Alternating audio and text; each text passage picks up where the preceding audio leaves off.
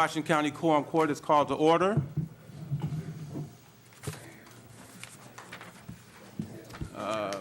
Brother Dennis, will you lead us with our pledge and prayer? Justice Dennis. Our most gracious Heavenly Father, we come to you at this time and just ask that you would lead the leaders of our state, the leaders of our country, and the leaders of our county. Pray that you just be with each of our workers in Washington County and just watching care over them. Pray that you give us good meeting and help us to make wise decisions. These things we ask and pray in Jesus' name. Amen. Amen. Amen.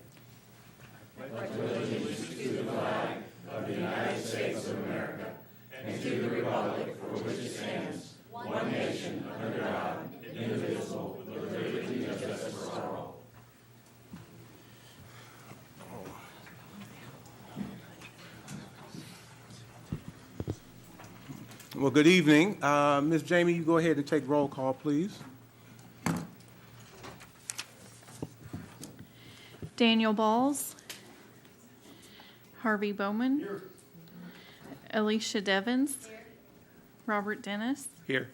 Lisa Ecke. Here. Ann Harbison. Here. Joe Kicklack. Here. Roddy Lloyd. Here. Tom Lundstrom. Here. Eva Madison. Here. Sue Madison. Here. Joel Maxwell. Joe Patterson. Here. Butch Pond. Here. Bill Essery. Here.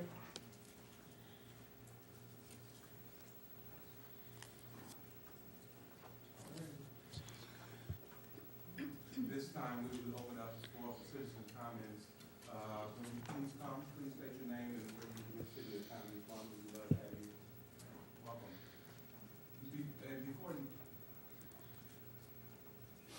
I'm sorry. First, Ms. Justice Devens, are we on? Justice Devens, welcome. Thank you. Your first county quorum court meeting. Welcome. We're glad you're here. I know you've been to a couple of meetings.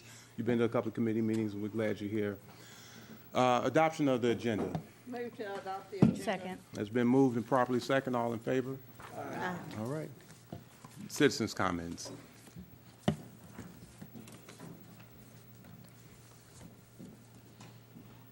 All right, having none, we'll move on.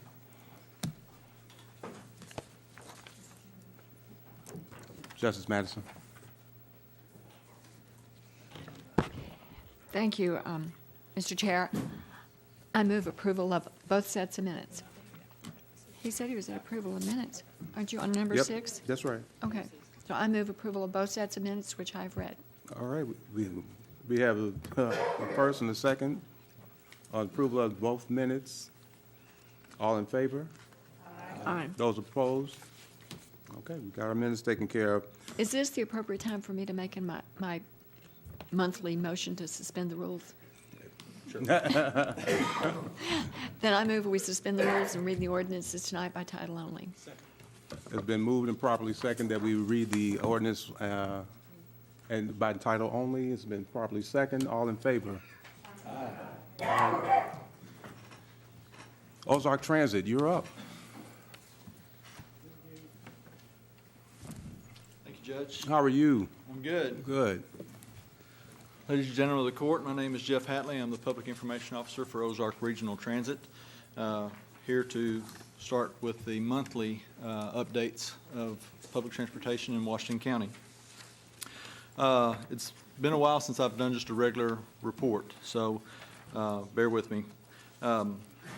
We do have some good news, believe it or not. We did have record ridership in 2016, had about 1,500 riders additional over 2015's numbers, had about a 1% increase overall. Unfortunately, that's not proven true for 2017, largely due to the loss of most of our fleet back in January. We're still recovering from that. We've got multiple buses on site from everywhere from Dallas to Pittsburgh to Birmingham to Athens, Georgia. Wichita Transit, we've been using their buses quite a bit. We obviously didn't get the cream of the crop with those buses. We're glad to have them. Very thankful for the transit systems that are letting us borrow or lease those. But there's several issues that we're having to work through to make sure they're transit worthy and we don't have to deal with problems out on the road. We'd much rather deal with them in our yard and at our shop. I sent out a report, I think is in your agenda, and the fixed route is actually down 14% from the month of March in 2016. And year-to-date, it's down 20%. The paratransit, which is the minivans, are down accordingly, 18% for the month of March and 17% year-to-date. This report actually covers the Route 620, which was still ongoing the month of March. We discontinued that. April 7th was the last day. We made the decision that we needed that much time to hand out the flyers and talk to the passengers and see how they would best instruct them how best to start using the demand response vehicles out there. This report here shows other cities, and it's basically Route 620, but it does include the city of Johnson as well. And it's indicative of the overall numbers. They're down 32% in the other cities category. I wanted to point out, and I think I sent some emails regarding this. We've obviously been we have been grabbing a lot of media attention due to several different things. The fire is one, the dissolution of the Route 620, and the light bus rapid transit surveys that we've got going on right now. So we've done several interviews, and I just want to point out for the record that some of these interviews or these reports are not accurate. One, the news reported that vans would be available going forward on the Route 620 area 2 times a day. That's not true. There's 2 vans that are available all day. Didn't want any kind of misrepresentation on that. The news also reported that a spokesperson reported that the cause of the fire was a natural gas leak combined with an unknown chemical. I don't know where they got that. I'm the spokesperson, and I didn't say that, so I don't know. I wanted to set the record straight on that. On these reports going forward, starting with the April numbers, there will be a line item on page 2 and 3 that will reference Washington County demand response, and that will be the numbers for the 2 demand response vehicles that's designated for Washington County going forward using the funds that this court promised or budgeted last month. With that, I'll leave it open to any questions or comments or concerns the court may have. Justice Harbison.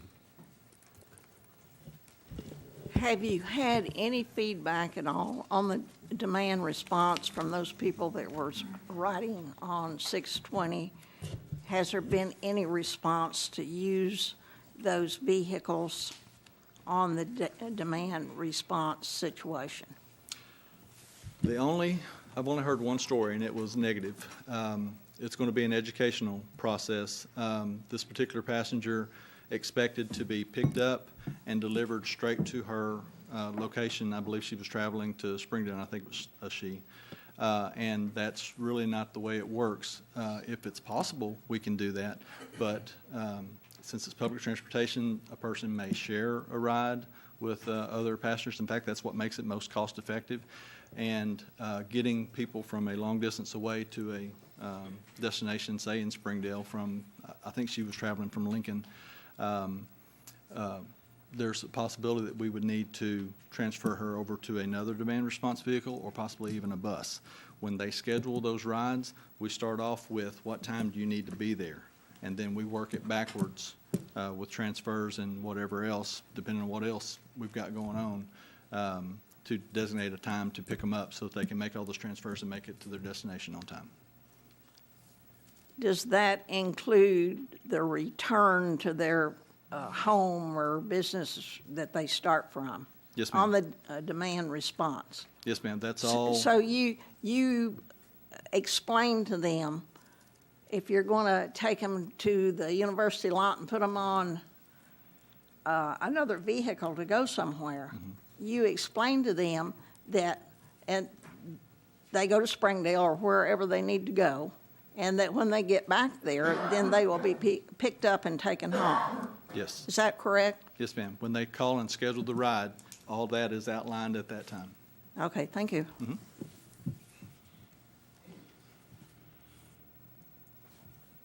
Any other comments, questions? Thank you very much. All right. Appreciate it. Thank you.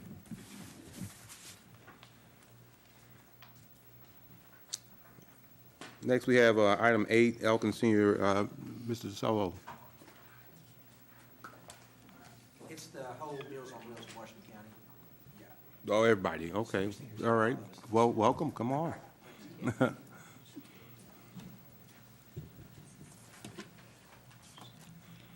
Thank you for allowing us to be here again this evening.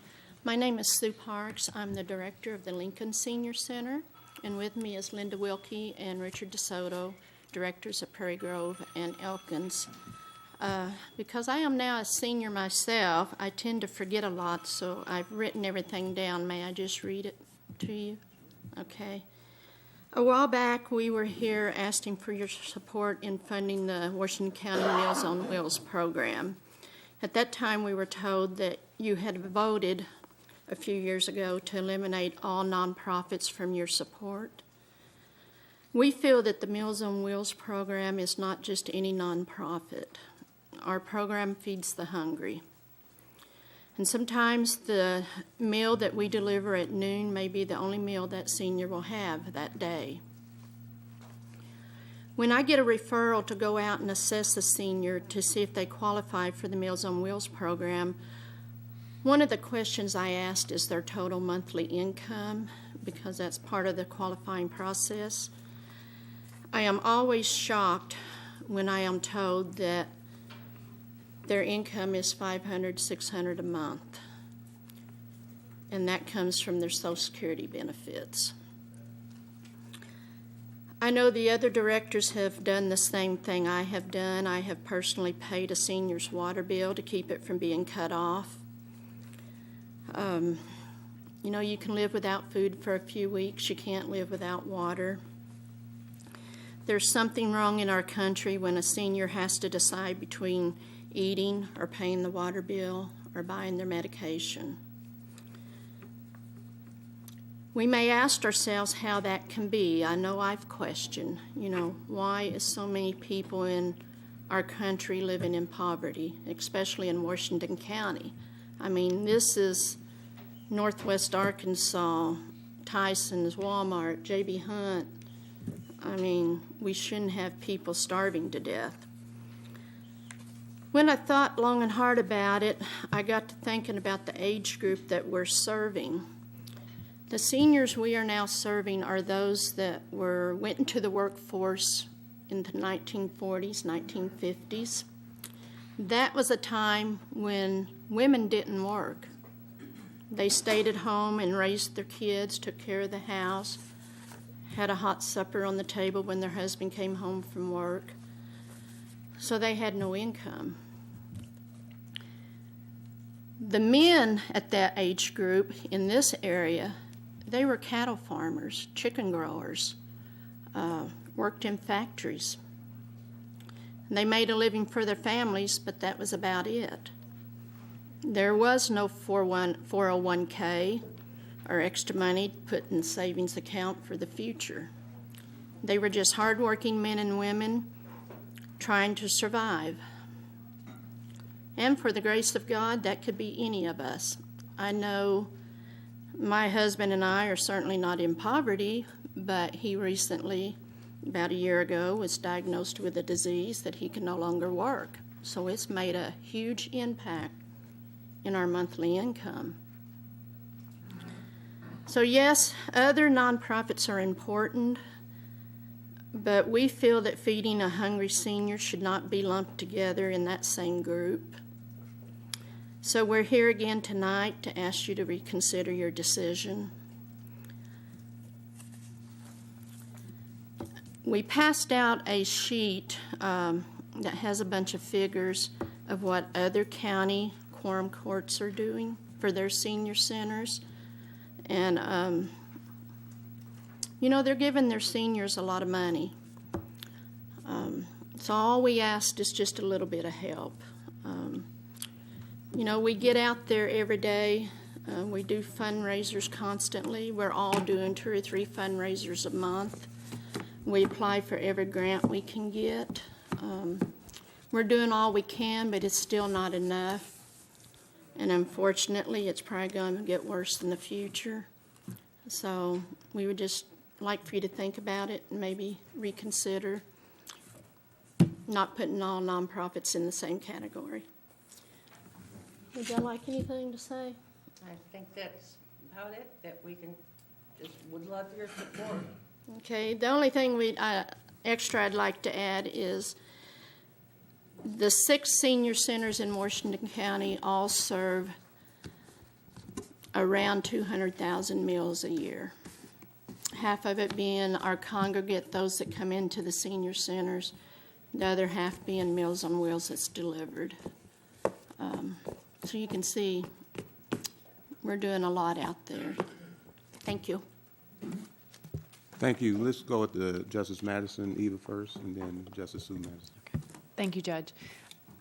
I was trying to recall, you all suffered a loss in funding from a foundation. Is that correct? Isn't that what part of this started with a? Well, part of the, that was before my time, and I hope I have it right, but we did receive a lot of funding from Walmart for 5 years, and that pretty much kept the centers, going pretty good. But we knew that it was only for 5 years, and then they were going to allocate their money in other areas, and I think now it's for the children. Is that right? So they're putting their money elsewhere for the time being, which, that's okay. We understand that. Tyson's have given us a good grant, but for myself, my share of that grant was only $3,700. I mean, it's great. We can use every bit of it, but, we need more. I mean, my budget is $193,000 this year, and that's for Little Lincoln. And I have to raise about $50,000 of that. And in Lincoln, that's hard. I was trying to figure out, you all seem to be having the same struggle at the same time, because it's not just your senior centers, it's Springdale, it's Fayetteville, it's everywhere. So I'm trying to figure out. There's been different What- losses of funding. United Way, they Okay. the youth route this past year, and we used to get a big chunk from them. The GIF, General Improvement Fund from the state, I'm sure everybody's aware of. We all got money from that we no longer get. So those are 2 big ones in the past year. Okay, that's what I was trying to figure out. Yeah. What's prompted it to suddenly Yeah, be they sort of- did lose several big grants, and a lot of the grants that we get are item-specific. We can't use it for operating costs. Got it. So that, we're thankful for the grants because it helps with the upkeep of our building and so forth. But for me and for Linda and Richard and the rest of them, we need money to pay the food bill. That's basically it. Thank you, Judge. Justice Madison. Thank you, Mr. Chairman. I think we all acknowledge that we have some responsibility to our seniors. I mean, not just food. The centers also are a valuable social outlet for seniors because many of them are living alone at home and have very little social interaction. So it may not just be food, it's also maybe playing bingo, or some centers have dances that are attracting a good, lively crowd, Yes. having been to some of them. But at the same time, our budget, if I'm correct, is pretty much done for right now, and it continues to get little side hits on it. So that's one problem in your request for now, but I also want to ask our county attorney. I think that there have been some court issues about public funds going to private nonprofits. And I know way back when I was on the court before, we thought we'd address that issue by having contracts with some nonprofits. But do you know how that applies to the county level at this point, if I may, Mr. Judge? I know there was an issue, I know there was a concern that about the legalities of funding nonprofits. To be real honest with you, I don't know the specifics of that right now.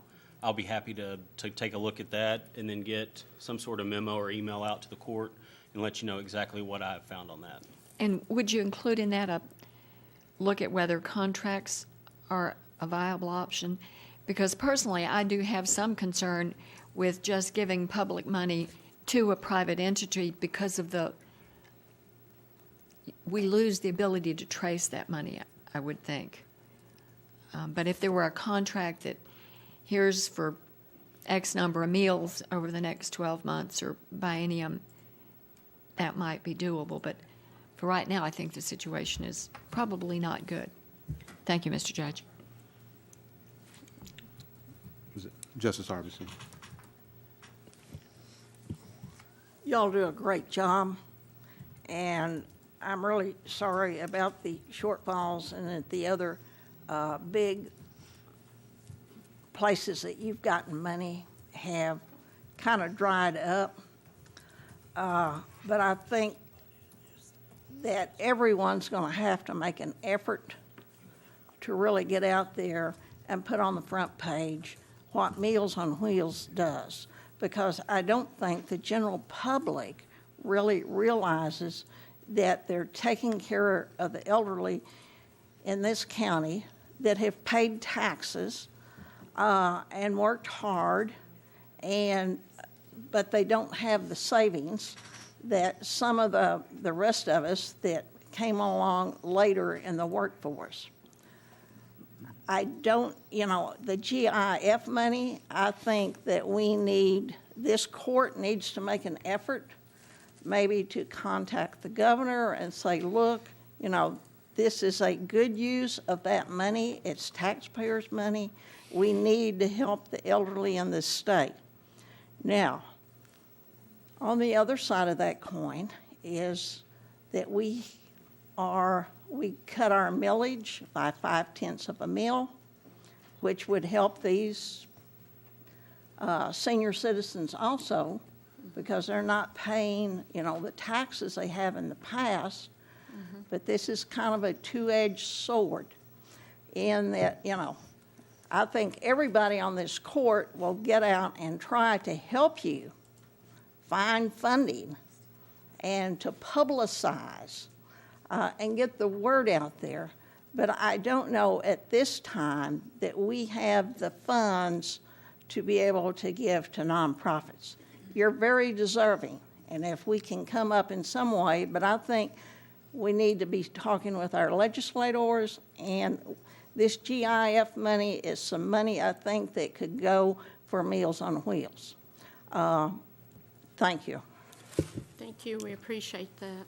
Justice Zeki. Thank you, Mr. Judge.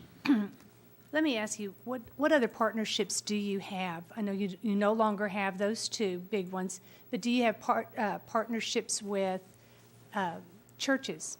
Do you have partnerships with other banks or? I know in Lincoln, I have several churches that they donate every month. They're very good. The banks, no, not in Lincoln. Now Prairie Grove and Elkins may be different. We try to develop partnerships with anybody. It's not like we're not trying to. No, with certainly. Anybody, with the schools, the city, the churches, we try to develop a partnership. Everybody definitely knows our situation and our need. Okay. In Elkins. Let me ask you a second question to that. How much are you trying to raise at present? Was it 50,000? For me, it was 45,000. We've raised about 20,000 in the last 2 months, so we've came a long way. Okay. But So you still need 45,000. And this is just for the Lincoln Meals on Wheels program. And of course, we've got Prairie Grove and Elkins and, Right. so Farmington. And I'd like Just to. kind of educate me a Yeah. little bit, if you would. Are you all one big organization and you have just satellite in your cities? Or is it, are you responsible to raise your own funds for each city? We're each responsible to Okay. raise our own funds. I'm responsible for Lincoln, Linda's responsible for Prairie Grove, and so forth. Okay, That's not to say that we have some help sometimes from Area Agency on Aging. They've been really good this month or this year to help me quite a bit. So, okay, but basically, we're responsible for ourselves. okay. We have to get out there and beat the bushes. And I would like to say also about getting the word out. Richard and I were recently on KNWA and Fox. No, was it Fox? Yeah, Fox. Talking about Meals on Wheels program. Maybe we can get you So- on 4029 also. So, yeah, so we are out there doing it. We also had a table at the mall recently, just, Okay. just trying to get the word out. Another so- question, I don't know if you have the information on this, but back when this court did fund Meals on Wheels, does anybody know? Have we ever funded them I don't think so. in the past? The director from Springdale said yes, they did, yeah. And I'm not for sure when that was, but she's been there for 14 years, and at some point the quorum, well, that's what she said. Yeah, she said they did. Yeah. And every county around Washington's doing it. I'm from Franklin County, and they're giving $110,000. I was born and raised in Franklin County, and they're giving $110,000 to their senior centers and providing the building. In the building. We're just asking for anything in Washington County. Justice Bowman. And we understand if, we understand if you're dried up this year, we just ask that maybe you put us on next year's. Because this is an ongoing thing. We go through year after year after year. It's a constant struggle. Thank you, Judge. One of the things we've got to consider in this situation, I'm very sympathetic to this cause, and I know there's a tremendous need out here. But we've got to remember that there's a number of these units in Washington County we've got to deal with. So we can't think about just one. We've got to think about the whole group. I know Springdale's group up there, Springdale is looking at the possibility of taking responsibility for that senior citizen They have. onto the city and operating it as a city function. I don't know where that's going to go, but it's coming from the same source. It's a shortage of funds. They need to go ahead and make everything work properly. So that's one thing will have to be considered. And of course, we hear from the attorney about the legal implications of this would be another major factor in that decision. Thank you for coming. Thank you. I wanted to share one other piece.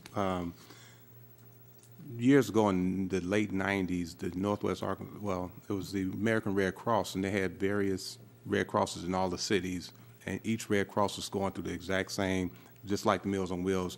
And I was sitting on the board at that point, and we finally got to a place where we said we have to pull them all together, and became now what we know as the Northwest Arkansas Red Cross. And it just started, it was painful pulling all that together, but it really had to be done because each Red Cross was struggling in and of themselves, trying to figure out how to raise the money and provide the services, et cetera. So I'm not sure if that's a route that you might want to look at, but it's one that you might want to explore. All right, but thank you, and appreciate you guys. I think last week you guys had something in Elkins. Yeah, bake sale, yeah. Sure, just, all right. You guys are great, appreciate you guys. Thank Thank you. you. Thank you. Okay,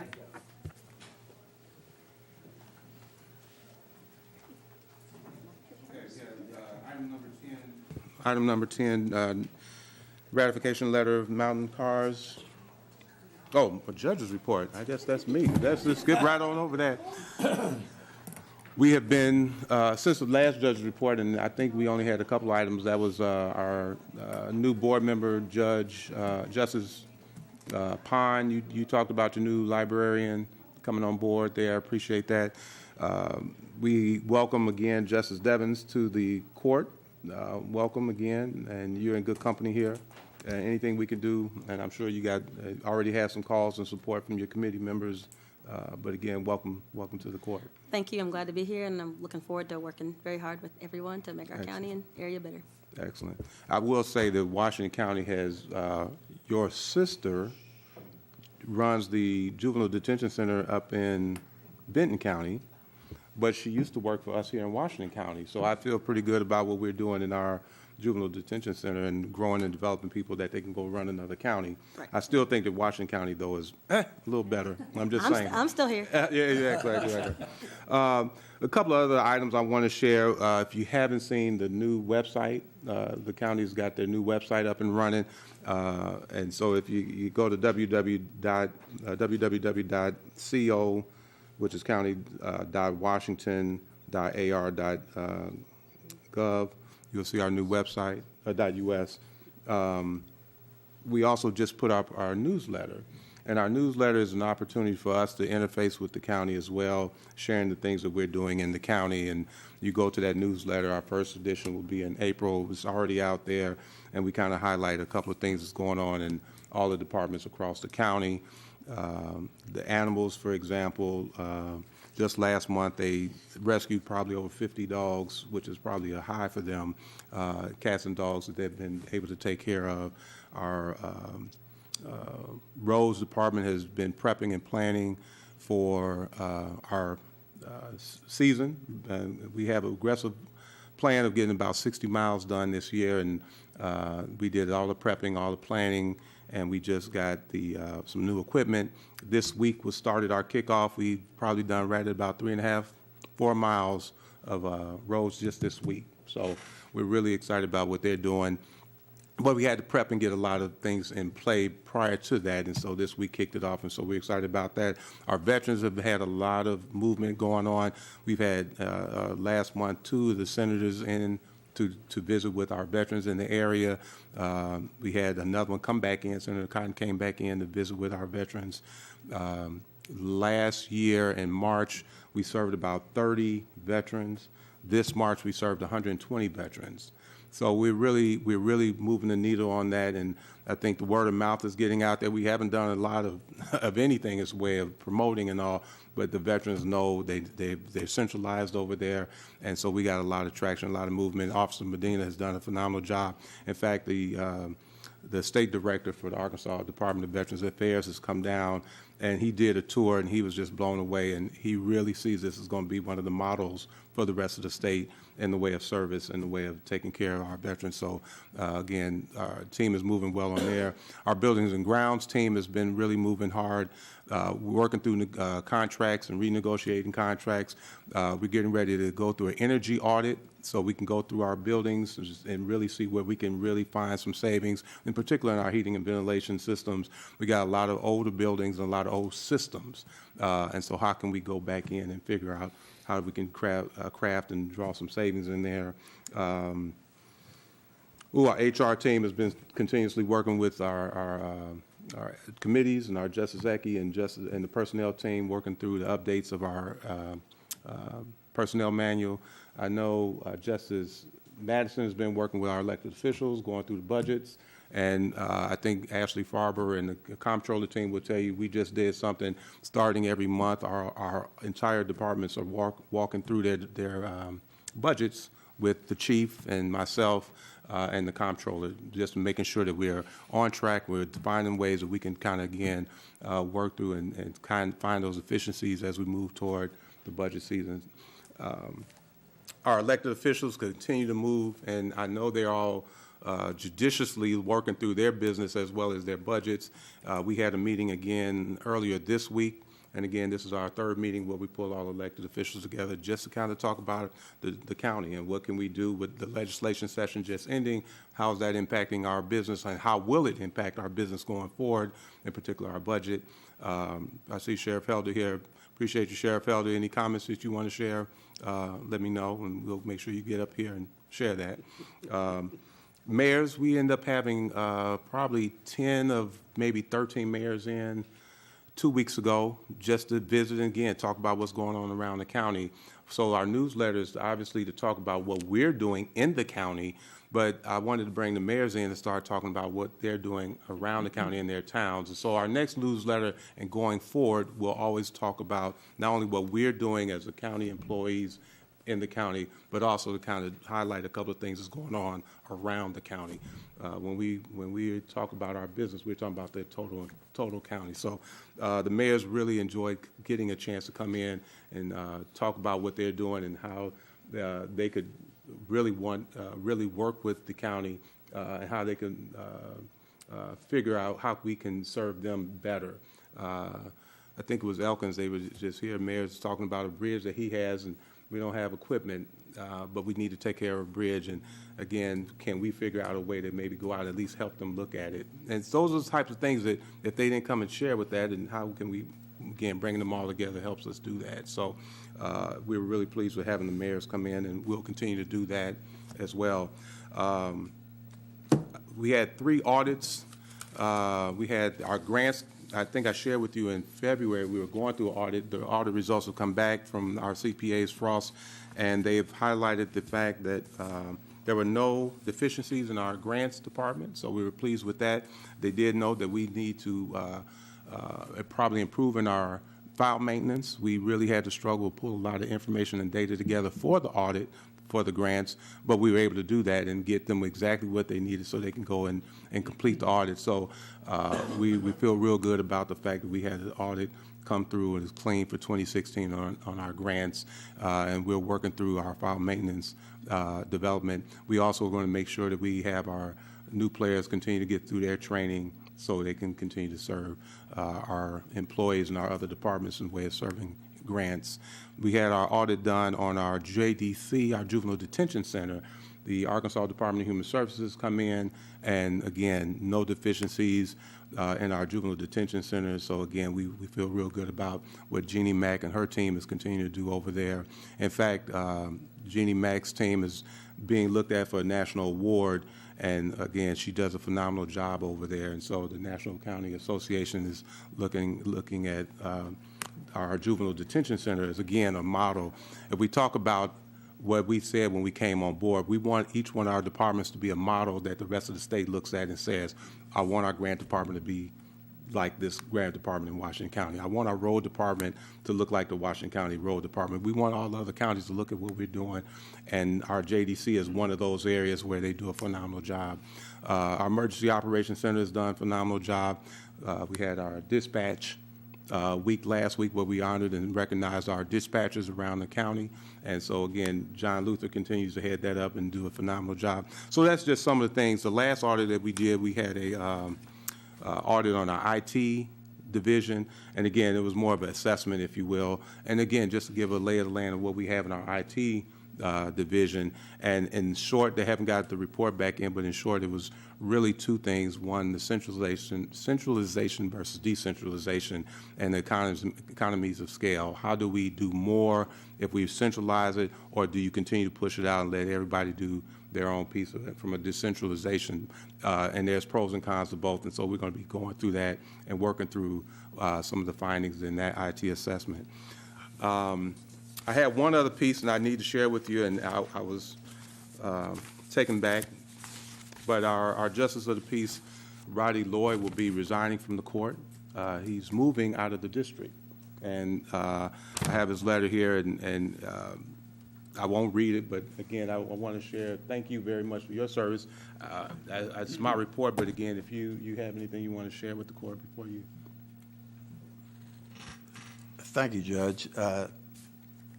It's just, I just want to say it's with great sadness that I have to tender my resignation to the court. My wife and I have been on a house hunt for a number of years, and she has found the house of her dreams, and it's unfortunately out of the district. But if it makes my wife happy, it tickles me plumb to death. If you know what I mean. Happy wife, happy life. Yes. But I just want to say that it's been a very learning and pleasurable experience working with this group of professionals, and so I appreciate all the work we've done together. Fellow Justice, can we give him a hand for his service? Appreciate it. Thank you. I don't have anything else on my judge's report. Go, sure. I'm sorry. So, what What district are you running against? Are you running against me, Tim? I'm not sure exactly who it is, but its initials are Joel Maxwell. He's not here. Where's Justice Maxwell? He's not here. Okay, we'll make sure he knows that, right? Any questions, thoughts, Justice Ecke? It seems like the music just gets started and you don't even have a chance to dance or say hello. You can finally get to move together in unity, and that's the way it is with Justice Lloyd. And he's got big shoulders, and you're a good man. And I say bless you and your wife and your endeavors. Thank you. Justice Pine. Well, I wasn't planning on this. I had not heard that you were moving out of the district. But, and you'll be missed on the court, but you've just barely been here. I mean, but another thing that I intend to bring up before we got into this is my appreciation to Sharon Lloyd on her part taken in the audit. And I would love to see a list of the personnel besides Sharon that worked on that audit. And that is a big deal. Well, let me make sure. I'll tell you right now, Miss Jamie is right there sitting over there, and she really did. I mean, thank you very much, Miss Jamie. And we do have the reports if you guys wanted a copy of that. But those two really did work fast and hard because it was a short window. And they really did work hard to do that. Thank you, Justice That is Pine. quite an undertaking, and they definitely need recognition for I appreciate you that task. Yes. Thank you. Justice Harbison. I'm sorry you're leaving. You haven't even got in the budget yet. That's the fun part. Okay, but that's really not, but, I wish you the best. Judge Wood didn't brag on his road department enough. Enough. There's so many departments. I drove out, and I went out to Brennan Mountain, and I thought, when did that culvert get replaced? I mean, it's been done since the first of the year. The culvert at White House has been fixed. The bridge at Woolsey is coming along. They've almost got all the piers in. So, those are big issues for people in the south part of the county. Sure. And I just want to commend the road department. And when you go to the coffee shop and they say, boy, that road department is really out there working. They're seeing them. So, I want to thank them for all their hard work. Thank you. I appreciate that, Justice Harbison. I mean, I really could spend a lot of time on each department. That's why we put the newsletter out. And our road crew is here, and the chief is here. Brad, Director Ward, where are you? He left already? Oh, I see Ward. I see Brad. But anyway, you're right, Justice Harbison. They have done, and they continue to. And they've finished doing the safety kickoff, and really proud of that. They had probably 80 plus their employees all go through a safety training program on top of Director Gonzalez's team go through the training. So again, we focus on safety. Chief has really got these guys, and it's more than just the road guys, but really that's where they're working hard. So thank you very much. Did you have something, Justice Balls? No. Okay. Anything else? All right, we'll go to the ratifications. Jane Green, residential CUP. Oh, it's ordinance number 91? We got an ordinance on 9191. The actual ordinance was left out inadvertently. It's a real short ordinance. It's just the ordinance ratifying this ratification, the letter that you have that will attach to that.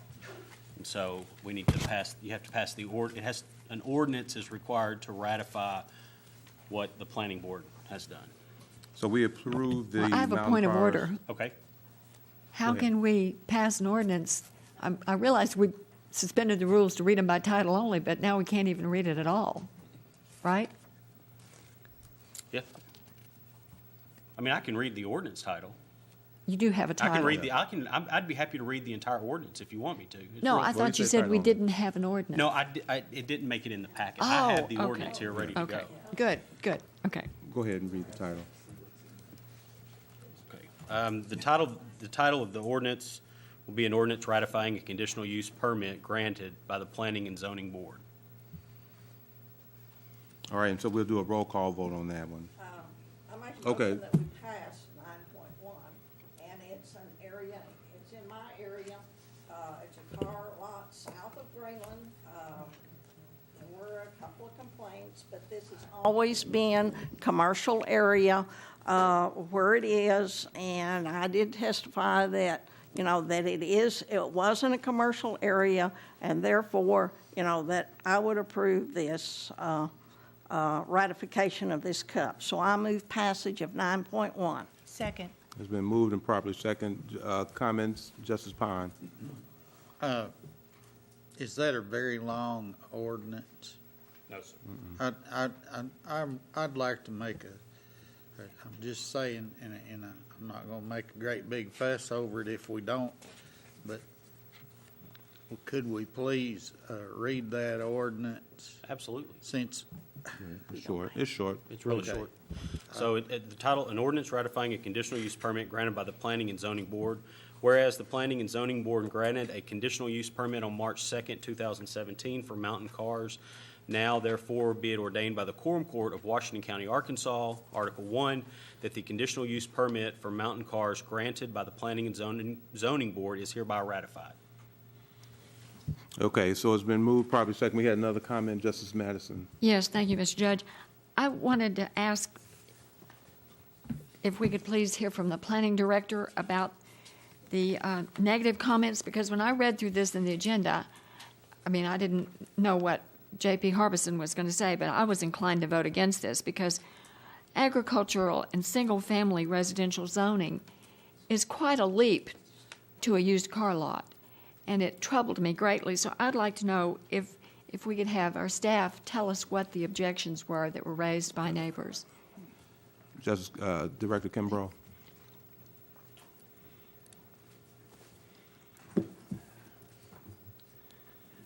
I think the main, the objection that I remember had to do with a housing addition.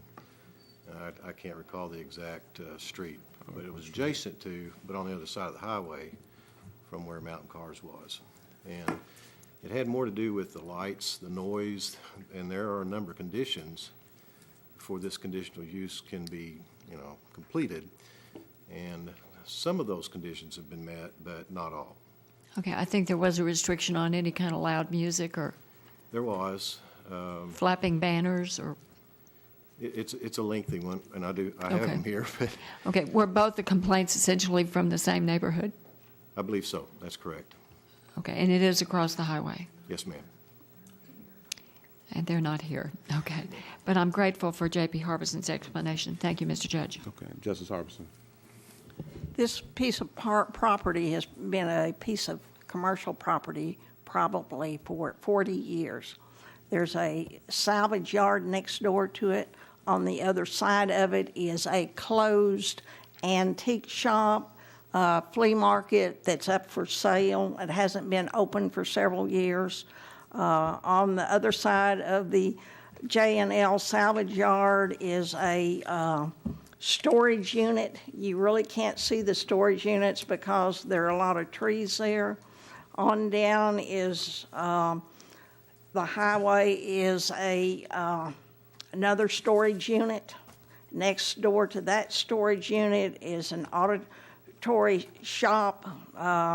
They do microphones and things for concerts. So that strip in there really is a commercial. It's not agricultural residential. Or I would not have voted for it. Thank you. Any other comments? All right, so we have a first and second. We have a first and second. We do a roll call on or voice vote? Voice vote? Oh, public comments. Anyone? Any comments, any public comments? Okay. Jamie, roll call. Joe Kiklak, Yes. Roddy Lloyd, Yes. Tom Lundstrom, Yes. Eva Madison, Sue Madison, Joel Maxwell, Joe Patterson, Butch Pond, Yes. Bill Ussery, Daniel Balls, Harvey Bowman, Alicia Devens, Robert Dennis, Lisa Ecke, Ann Harbison, All right, thank you.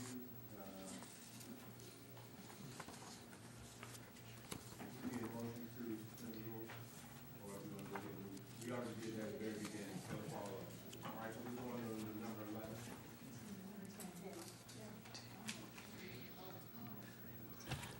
11. I'll move we suspend the rules and move it to second reading. Yeah, of course, by title only.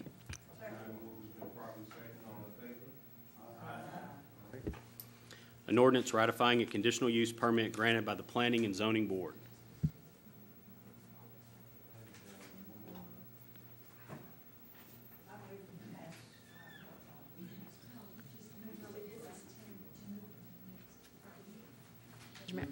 Do we need to expunge that first vote? Because we voted, and We should have just moved it. so is it a proper motion if I move that we expunge the first vote? Move properly second. All in favor? Aye. So now we go back, we had the first reading, this is the second. So read the second. Read the second time you did. Did we vote? Yes. An ordinance ratifying a conditional use permit granted by the Planning and Zoning Board. Nope. Nope. Third reading. Move it to. I'd like to make a motion to move it to the third and final reading. Second. Aye. Now, shall we? An ordinance ratifying a conditional use permit granted by the Planning and Zoning Board. Now it's Ann's. Same. Passage of 9.1. Thank you. Properly second. Now, Ms. James, roll call. okay. Joe Kiklak, You said yes, but no. Roddy Lloyd, Yes. Tom Lundstrom, Yes. Eva Madison, Yes. Sue Madison, Joel Maxwell, Joe Patterson, Butch Pond, Bill Ussery, Daniel Balls, Harvey Bowman, Alicia Devens, Robert Dennis, Lisa Ecke, Ann Harbison. We got three. All right, we're moving to 10.1.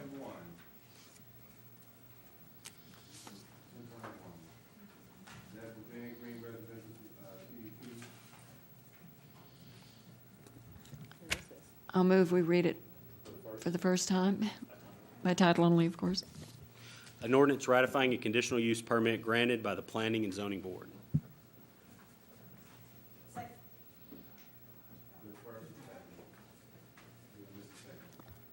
Okay, I move we suspend the rules and move the ordinance to second reading, by title only. Just, We just moved to move it. Did we vote? Second. You got a first and second do, for the second reading? do we have any discussion on this one first? Or is it, whose district is this in? Pardon? That's what I'm looking.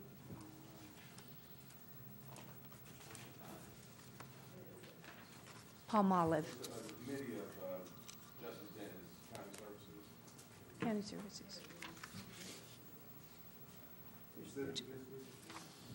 Well, where's this located? Mr. Cambro, do you happen to know where this is located, what state, if I may, Mr. Judge? Thank you. Judge, typically what we've done is that whoever's district it is has the first option to sponsor it. If they don't want to, then it falls to the chair of county services. Right. So, Director Kimball, can you help us identify maybe the area so we can find out who has that, just who says it? It's actually in Joe Patterson's area. Joe Patterson. I know that JP. Let me get you an exact here in just a second. It's located east of Springdale off Pleasure Heights Road, Washington County 36. The the reason I'm asking is I didn't know if he was familiar with this track.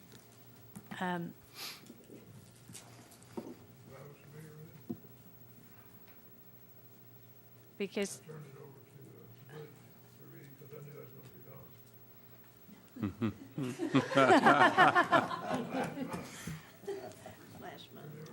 So I guess Justice. no, the only concern that I have is on number 2. It says track number 2 is 0.4 acres. I mean, I can sponsor it. I know what's going on.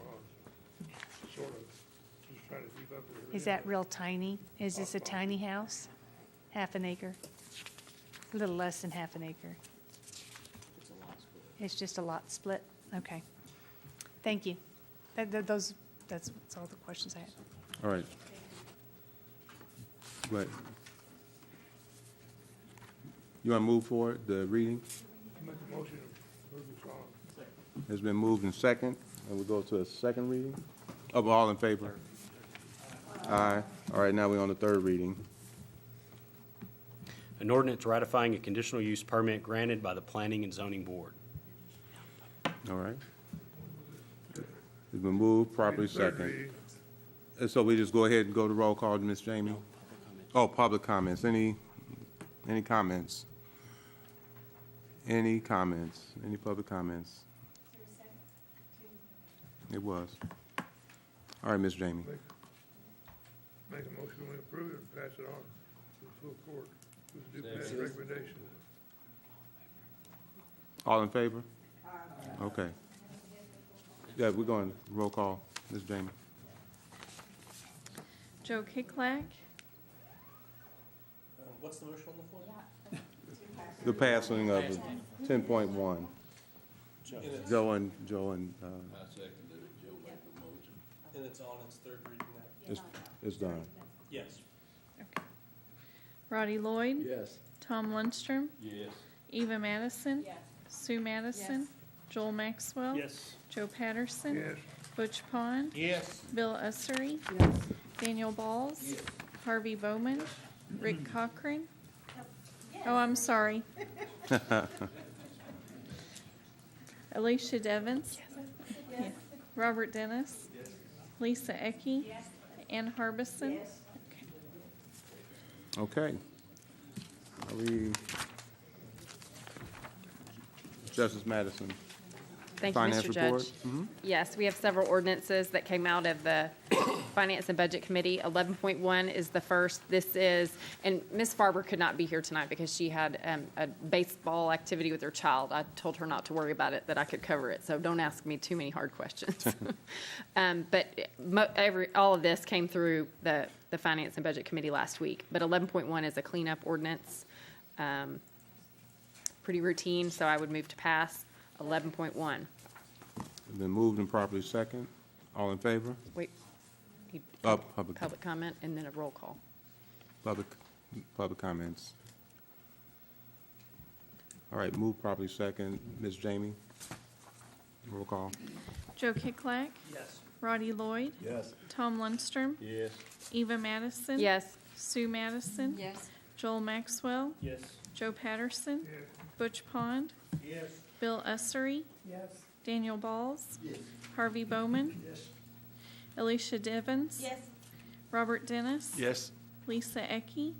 Ann Harbison. All right. 11.2 is another cleanup item. I think they caught an error they're just trying to fix. So I would move the passage of 11.2. It's been moved properly second. Public comments. All right, Ms. Jamie. Joe Kiklak. Yes. Roddy Lloyd. Yes. Tom Lundstrom. Yes. Eva Madison. Yes. Sue Madison. Yes.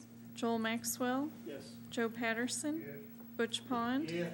Bill Ussery. Yes. Daniel Balls. Yes. Harvey Bowman. Yes. Alicia Devens. Robert Dennis. Lisa Ecke. Ann Harbison. 11.3 is a little switcheroo. Basically, the current grants administrator decided that the money that we had appropriated for a capital expense last year for a new vehicle for that department to the tune of $22,500 was not needed for the department. And the judge's office is asking that the money be shifted to the Veterans Affairs budget. I didn't vote at the committee because as chair I don't vote, but I'm listed as the sponsor, and this one's kind of giving me a little heartburn. So my difficulty with it is that the $22,500 was a one-time capital expense, and it looks like we're going to be assuming this as a constant budget item. And so I'm going to have to vote against it. So I'd ask for someone else to make the motion to pass 11.3. It's been moved in second. Comments, Justice Lundstrom? I don't have a problem with the Veterans Administration. Being a veteran myself, I participate in it. My problem with this particular issue is the way we're handling it.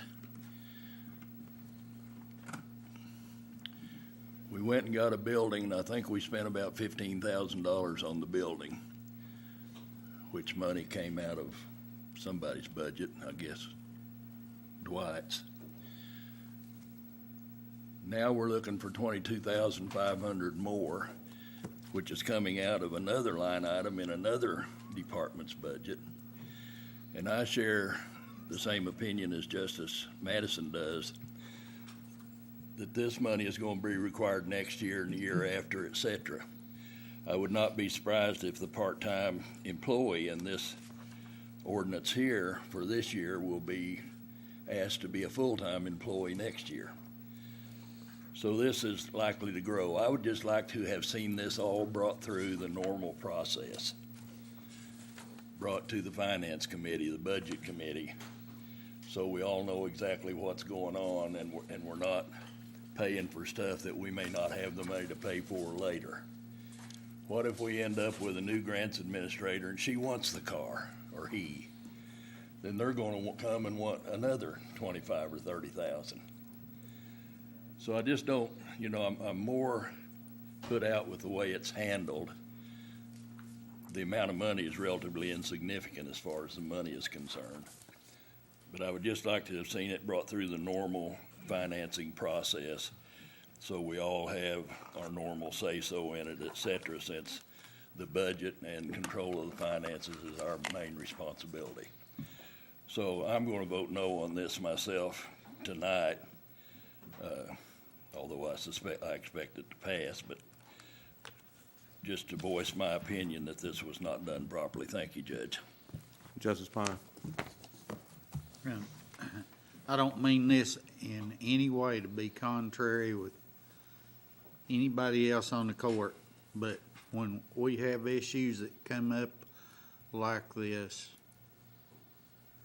I don't like to see them just kind of held back and tucked away and wait until budget time. So we're saturated with new stuff coming up. It works a whole lot better for me if I can look at some of these things through the year, one thing at a time, carefully determine whether this is an important issue or whether it is not, whether it's a great lot of money or it is not. And as far as this coming before us for in some kind of way, it's before us tonight, and this is just one item. And I appreciate it being one item we're looking at tonight, instead of piled in with 100 other things when it's time to do the budget and we're meetings back to back, so many a week. And so, and I appreciate that we're providing a service for the veterans here in Washington County. And as far as that goes, they're veterans. If people are coming in here from the neighboring counties, that's good too. Thank you. Thank you, Justice Pine. Justice Lloyd. I would just like to say that what we're doing for the veterans is a good thing. We're making great strides. Mr. Gonzalez is doing a fine job over there with this building and so forth. And when we look at the money, the grants administrator says that they don't need that vehicle. I don't think that we ought to say, well, maybe they don't know what they're talking about. Maybe the next one will need a vehicle, so let's save it. If the Veterans Affairs Department needs this, and obviously they do with the small amount of budget monies as they have, I think we need to give it to them. And I'm going to vote yes on this. Justice Madison. Thank you, Mr. Judge. I'm struggling with this because in finance, we were told the grants administrator didn't need a car and that this was going to Veterans Affairs. When the issue first came up about moving the Veterans Affairs officer to this new building, I asked about funding it and was told there wouldn't be any additional funding needed because it was covered out of the grounds budget. And so now what had been a capital expense, a one-time expense, is like J.P. Eva Madison said, now going to be built into a budget as an ongoing recurring expense. And I'm just uncomfortable with the way this was presented in the very beginning to have a veteran service officer. And it may be doing great wonders for veterans and wonderful things for the county, but I just don't think this has been done right. And not only have we heard from Meals on Wheels and the senior citizens tonight wanting money, I have every confidence that we will continue through the year to hear from other entities either in the county or within the county that have some needs. So I'm probably going to vote against this as well. This is along the same lines I was thinking, but I'm not talking about having to go through a budget process and hundreds of items and so forth. We have many, many occasions through the year where a department comes and said, I need more money. Ron Woods has done that several times where he needs more money for something. We vote on it, and we either give it to him or we don't. That would be the same process with this. But there's stuff in here, janitorial supplies, Children's small equipment, children's programming, professional services, cell phone, travel, that's going to have to be there next year. So why not just set it up as a year-to-year deal to start with, instead of just a one-time, one-year deal, and then go through the whole process again come budget time. So that was my whole concern. I'm not opposed to the money. I'm not opposed to doing the Veterans Administration, although I question how involved the county is supposed to be with Veterans Affairs. I know we have a state VA and we have a federal VA. I know when I went to the VA, all I did was take my DD-214 to the VA hospital, turn it in, and they signed me up. Didn't need any advice or help from anybody, so I would like to get with this new, it's not a new department, but we've been here. It's been here for 10 years, and I've never heard a word said about it until recently. So either it was doing fine or it wasn't doing anything at all. I don't know which. But it was over in the Election Commission's office. And now I noticed in the paper a while ago that there's renovations taking place in the Election Commission's office that's going to come out of somebody's budget that hasn't been talked about. May not need to be talked about. It may be in the budget. But anyway, that's been my whole concern. I just want to make everybody aware of where I was coming from. It's not opposition to veterans, believe me, I love them. Thank you. Thank you very much. I'm a veteran, and I can see what they're doing here. I guess one comment is that I don't think any of us realized until we started going through this year how many issues there were there that, as a county, we were unaware of, that they're trying to get straightened out. So they're trying to find their way. And so I would hate to hold them back because procedurally something doesn't seem quite to be the way we'd like for it to be. It's not a perfect world.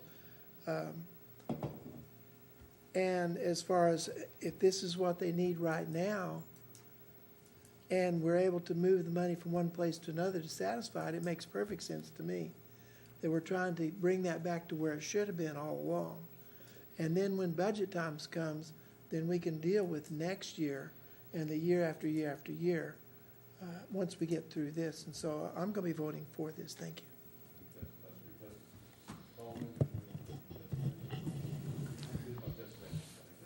Thank you, Judge. You know, guys, there's two or three things I think we've got to consider here. First thing is the space that we found down here for the Vets Administration is something we didn't know about last year. That's number one. Number two, they have processed like 120, 130 in March versus 30 last year in March. And guys, I'm telling you, the stories I heard was that there were an awful lot of veterans in Washington County not being served previously that are being served in a phenomenal way. And apparently there's a great deal of need out there. Now, one other thing that I've heard before, and I don't know the details about it, but talking about how much benefit comes to Washington County when these Washington County vets receive the benefits that they're entitled to.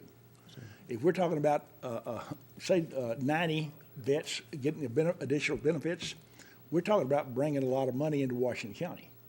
There may be 300 a month out there that need processing. I don't know how many there are, but we need to be able to accommodate the needs out here because we know how underserved vets have been. So I'm definitely going to be voting yes on this, and we'll deal with the decisions we got to make in next year's process. Thank you. Thank you, Justice Busman. Justice Bowman, Justice Ecke. Thank you, Judge.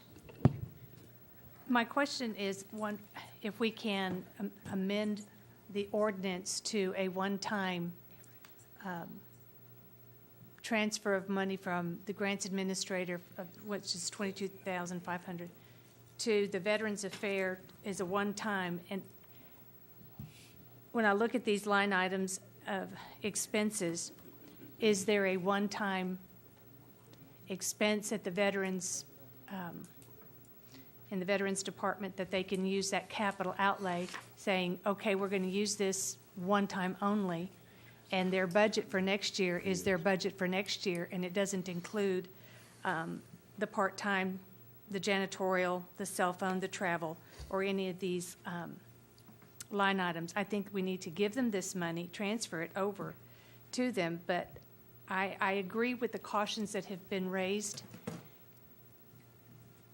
as a one-time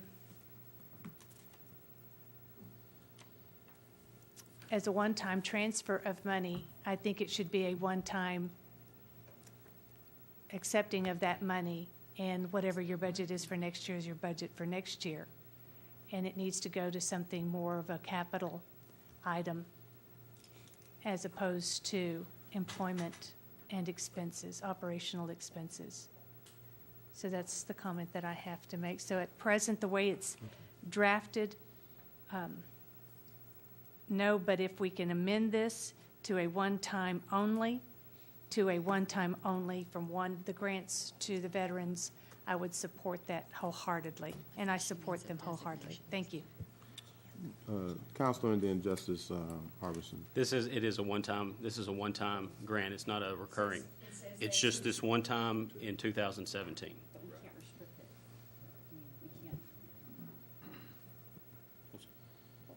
it. I mean, it's So it's this only isn't for going to this be an bud- ongoing, Only if we bring it back to the budget and say that we're looking for whatever those particular items are to put in, kind of like what you were saying. Well, I mean, everything we pass is only for this year. That's We correct. start back at zero technically next Well, year. yes, But I'm just saying, yes, we can't stipulate for next year's budget that this is a one-time, because we have to decide is that there a next year. one-time, I mean, is there a capital need that they have down at the veterans that they could use this money for as opposed to personnel? Yes, we got 13,500 veterans in Washington County that are needing service and has not had some of that service, and they've been going to Benton County, or the state has been coming down trying to do that. And so what we've been done in 3 months has been pretty much with again, very finite budget. We know what it is. So we're trying to figure out how do we serve those veterans, and this is one of the ways to kind of help do that. Justice Harbison, I'm sorry, I saw your hand. Go ahead. I know I'm going to get jumped on, but I'm going to say it anyway. our responsibility as a quorum court is not to micromanage. They need this money. They're increasing their services, which is great. And I think that this is nitpicking. And I move that we pass 11.3. There's already a motion on the floor. Any other? Justice Maxwell, and then Justice Lloyd, I'm sorry, and then Justice Pine.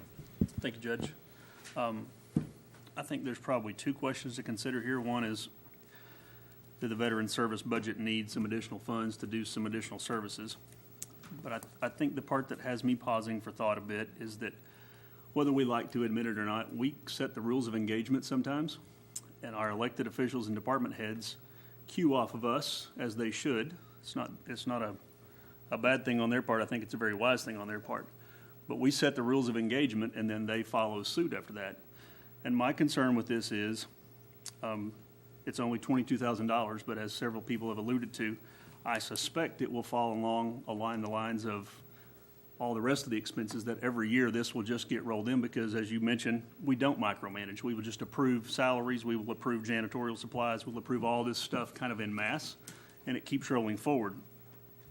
My concern, or what goes through my mind, I guess, is, are we setting a tone that in the future, anybody that has something they want done can just go fund it out of an internal budget, and then once it's rolling and it's a good cause or whatever, then come back in, and then we're kind of sort of left with cutting that off or continuing additional funding that continues to grow and grow. And so I'm still very troubled by the fact that we're, depending on who you ask and what day it is, we're anywhere from $4 to $6 million over revenue this year, and we don't have enough slack in the lines to continue that a long time. So I don't have a problem with the amount. I don't have a problem with where it's going. I don't have a problem with what the services are, but I do have a problem with making sure we don't communicate to our elected leaders and department heads that this is a good way to do it, not because I think that's a bad thing for them to pick up on. I just don't know if that's a good thing for us to communicate and set that tone. So because of that, I will be voting against this. Thank you. Justice Lloyd, and then Justice Pine. Thank you, Judge. This $22,500 is a one-time allocation to the Grants Administration Department. It's not a every year $22,500 for a new vehicle. It's a one-time figure. This is to transfer to the Veterans Department one time only. Now, if they decide that they need $22,500 every year, well, they're going to have to come before the Budget Committee. They're going to have to do that. And then you take a look at it at that point. But this $22,500 is not going to be sucked out of the Grants Administration every year. It's a one-time figure. Thank you. Justice Pine. You know, there's more people, members of the public, voters, citizens of Washington County, and other counties that watch what we're doing here. They watch it live, they watch the recording 2 or 3 different times. And I try to explain on occasion so these people watching this don't become confused. We're calling a $22,500 amount of money for a vehicle a one-time expenditure. It's a capital item. Yes, we call it that, and we say it's a one-time expenditure. These vehicles wear out. This is not just something we buy one time and that's going to last that department forever. We've tried to live through some of that here in the past with, we're going to save some money on the budget by not buying new patrol cars or not buying dump trucks. And that only lasts so long. So it's not even just, the only thing one time about it is one time we're going to spend this money that the Grants Department doesn't need because there's nothing major going on that requires a vehicle for that department. One time for our veterans services. And this is Grants Department doesn't need that vehicle. Our veteran services have needs. And I appreciate that we're gonna do this, and I will be voting for it. And I don't have a problem with the way we're doing this, because we're doing it right here in the open, we're discussing it. Nobody needs to come and bow down before me if they present something that's it's a good situation, it's something we need, that's what we need to do. There's not any special way somebody needs to come to me and say, this is what we need to do. Thank you. Justice Pine, thank you. Any, Justice Ecke? Oh, Justice Keeklak. Thank you, Judge. All right. What? Consider that. It's a call question. For vote for 11.3. Call it. End discussion. Call the vote. All in favor? All right. So all ayes. All opposed? No. All right. Roll call. Let's go, Mr. Jamie. Joe Kiklak. Oh, I'm sorry. We're on the end of discussion. Point of order. JP Ecke made the motion. Did she have the floor? I'm not sure it's even a proper motion. I'm just wanting to make sure. Second. It was second. No, did she have the floor? Was she recognized? You have to be recognized to call the question. I don't think she was recognized. You don't have to be recognized for a second. I'm not trying to pick on her, but I'm just trying. We got to sort of get our meeting procedures back in order here. All right. So Justice Keeklak, and then we'll call the question. Thank you, Judge, and thank you to all my colleagues. This has been a long debate, so I appreciate your patience while I am able to share my thoughts on the issue. The Veterans Service Center is in the district I represent. The district I represent is the middle of Fayetteville, which is the heart of our county. I think that our message needs to be loud and clear in the consideration of this ordinance, that this cannot be business as usual for how things like this and projects like this are funded in Washington County. It was a point of pride, I could tell from county staff, that this building renovation was going to be able to be done without spending additional money. I mean, we were told there will be no more money spent on this building. And I think that's something to be prideful about. Now, what we've been given tonight is the request to transfer money that was budgeted in a different line item to be able to be spent on the Veteran Service budget. And I think that is not something to be necessarily ashamed of. I think that the reality of the budget cycle is that we had a department director in 2016 that's not the current department director in 2017. So I realize there could be a different vision for the department and how the department ought to be ran. That being said, if this is passed tonight, I would hope that department staff did not count on this funding for the 2018 budget, because while it's certainly a worthy budget cause, this is an ad hoc change in the budget. This money is being allocated for 2017, and it can't be counted on for 2018 without some kind of additional explanation. Yet I want to finish everything I'm saying by saying thank you to Mr. Medina, Mr. Gonzalez, and the rest of the county staff that have worked hard on this. I met with county staff to discuss this.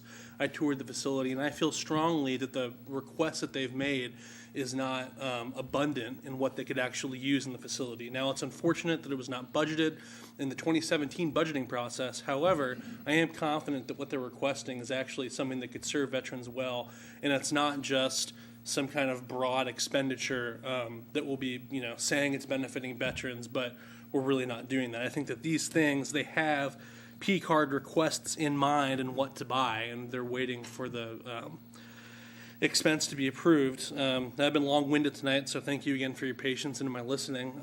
I will vote for this. That being said, I think that it has to be made clear that this cannot be the expectation for other county departments and county staff, that we can just come forward and request money ad hoc.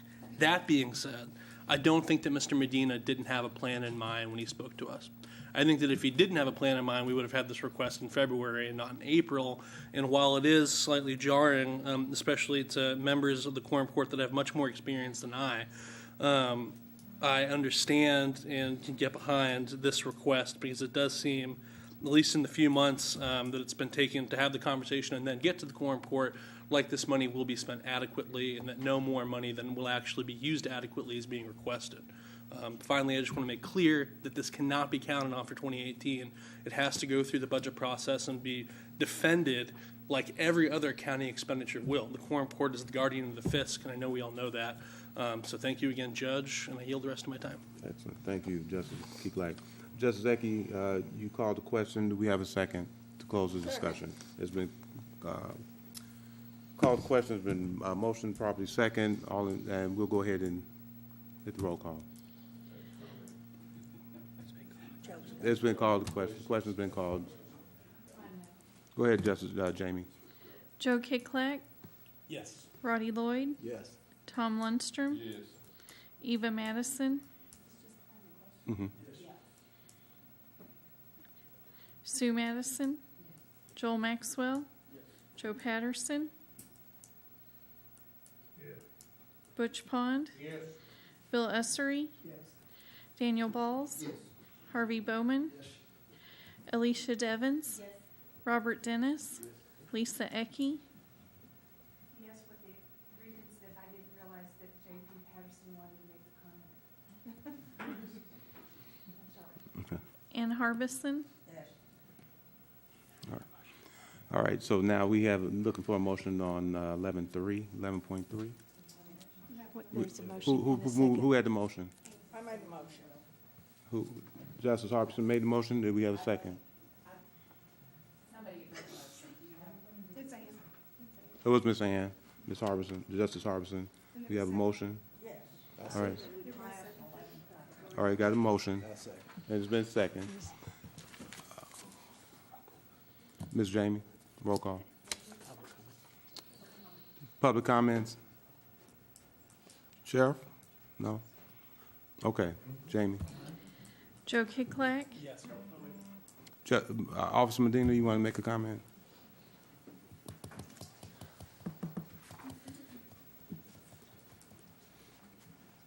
Thank you for allowing me to speak on my own behalf in this regard. I think that for what we're doing here, we have made a minimal contribution, if you will, as far as it was predominantly people's time and money that we put into it so far, and we've grown this thing leaps and bounds with no real expenditure. I mean, there have been minimum adjustments to other budgets, and that people have changed things in an attempt to make it easier for us to do so. That being said, you know, the numbers that I'm hearing here aren't representative of what it is. There are 22,000 veterans in our county. There's $138 million expended here in our county by the VA every month or every year for veterans in our county.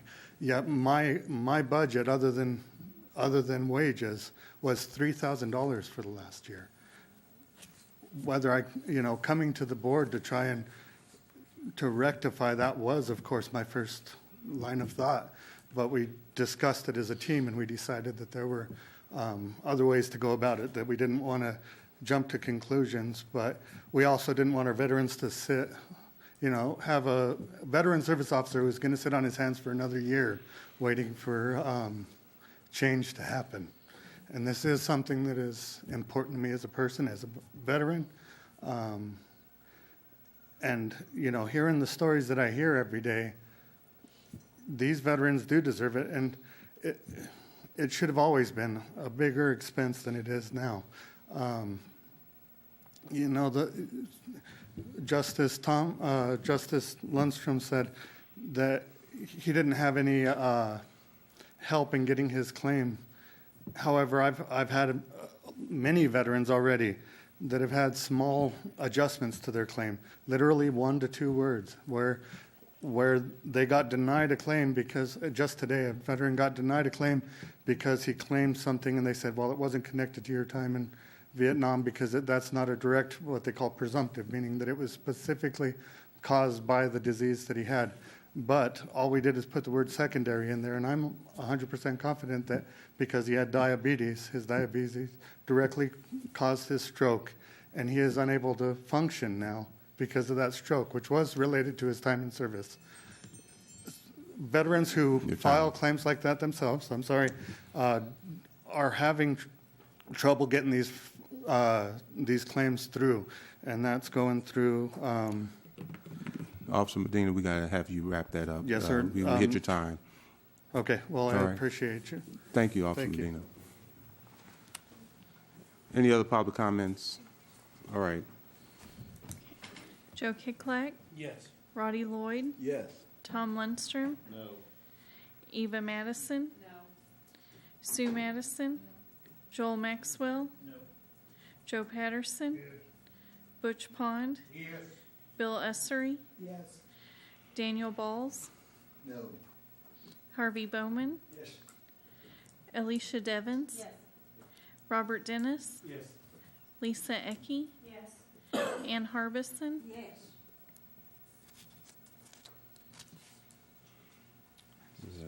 It does pass. All right.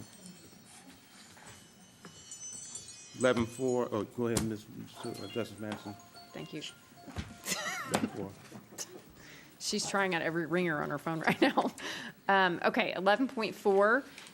I don't want to spark off another debate, but I have some comments on this one too. So this was a position that Judge Beaumont came to us about in Budget and Finance, and we weren't sure that anything needed to be done ordinance-wise, but Ms. Farber set us straight, and so it does need to come before the court. But folks will remember from Budget and Finance that what Judge Beaumont was proposing for the drug court was she had come to the court a few years ago and asked to create a staff attorney position, and which required the expenditure of some county dollars. It was offset by some drug court fees that the participants pay. But she no longer, the person that was in that position is no longer there. She wants to convert that funding to a case manager role that is there already, but it's been funded by a grant that is about to expire. So if the grant expires, then that position will run out. So she's proposing shifting the money. It will actually result in a decrease in overall spending. What the ordinance does is it actually deletes the attorney position that is there. Well, wait a minute. Yeah. Yes. Wait, is that right? I thought it was a staff attorney position. Mr. Lester, you're going to have to help me because it says it's deleting the case manager position. Well, okay. So it's taking the case manager position out of one budget and putting it into another budget is what it's doing. That's why it had to actually come through. And then they're actually going to then take the existing law clerk position and change it to the new position. So here's my challenge. As I study the budget for the work that we have ahead of us, which is a tall task come budget time, I have been increasingly looking at the burden that the county bears for the state. And Ms. Farber and Treasurer Hill are helping me come up with how much money the county spends on state expenditures. The jail, the difference in what it actually costs versus what the state reimburses, the Veterans Affairs Office, the Extension Office, the health department. All of those expenses are state functions. And it's very frustrating to me at a time when the state chooses to cut our taxes so that those legislators look good to leave us with the difficult position of having to raise taxes. And so I am just increasingly frustrated at the burden that counties are taking on for states. And this is one of those. No one doubts that drug court is a phenomenal program. No one doubts that Judge Beaumont has a need for this position. I just don't understand why it continually falls to the county to pay for that. Justice Harbison raised the issue of the millage. We could restore that 0.5 mils. We will absolutely be nowhere close to solving our budget woes. We are talking several $1 million, a gap of several $1 million between our revenue in a given year and our expenditures. That's way more than $500,000. I don't believe this is micromanaging. I believe this is our job. We're not telling anybody how to do their job. If we want to call it micromanaging, if we don't micromanaging at this level of funding, we will have a $10 million gap between revenue and expenditures. all of us, when we're presented with something compelling like drug court or veterans or Meals on Wheels, seniors, the 4-H kids, we are voting with our hearts and we are not voting with our brains these days, folks. Every one of these cases is compelling. I want to give all of our money to the kids and the seniors and all of that, but at some point we can't. And if we keep voting for all these things that tug at our heartstrings, we are never going to get out of our budget situation. We're going to have to decide what our priorities are. And it may seem insignificant to say, I don't want to pay for this, or I don't want to pay $22,000 for the Veterans Affairs Office. But if we don't start making decisions like that, we're not going to get anywhere with this budget. And so I can't support this, which seems silly because it's a decrease in the budget. But it's because I philosophically was opposed to this position in the first place, and I'm opposed to the thought that the county is going to assume. You're going on and on and on. We need to get on and. And this is exactly on point. I would ask the. Okay. All right, Justin, you weren't recognized. Let's wait. But Justin. She's raised a point of I got order. The chair needs to rule on whether my comments are out of order. Continue. Thank you, Judge. We'll come back. At some point, positions like this, we have to make a hard decision as to whether the county can afford to continue paying for state services. And that's what this is. And I can't support that. So someone else will need to make the motion on 11.4. And I'll say this, I'm going to abstain just because I feel good about drug court. I like drug court. I'm just too conflicted about this issue of the state obligations. Justice Harbison. You ready? Okay. Got it. Justice Pine. Yes, sir. Thank you. I'll sponsor this. I move to sponsor this, and it does reduce. We're at $38,464 in reductions, which is not very much. But I would like to point out that $500,000 at this time with property appraised the way it is brings in approximately $1,650,000 annually.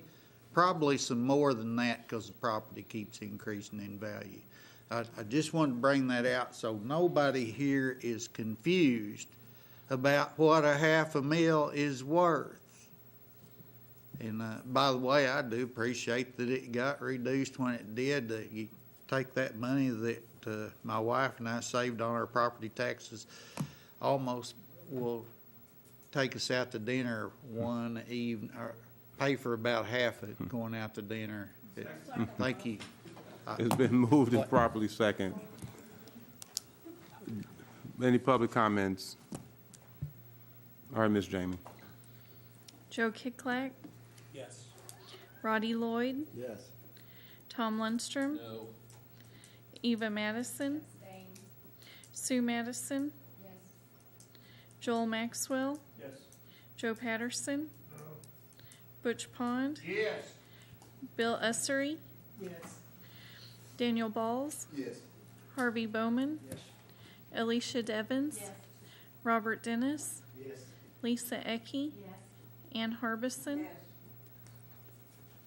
Okay, we'll pass. Justice Madison. Well, you'll be glad to know I have no comments on 11.6. This is the position that personnel created for the road department to add a parts manager position. They have a heavy equipment operator that's been functioning in that role, but they want to properly create it as a parts manager. So this is the funding to create that position. It is basically you can see on the next page, or 11.7, Ms. Farber has broken out for you what it will look like for the funding for the remainder of this year, and then what it would look like as a full-time position in subsequent full budget years. Because this is a road department function, it will come out of their revenue, of which they have a little bit more than we do. So in the general fund, it's not we versus you, but it's just a different budget than general fund. Sure. So I would move to pass 11.6. It's been moved and properly second. Probably any other discussion, public comments? Ms. Jamie? Joe Kiklak, Yes. Roddy Lloyd, Yes. Tom Lundstrom, Yes.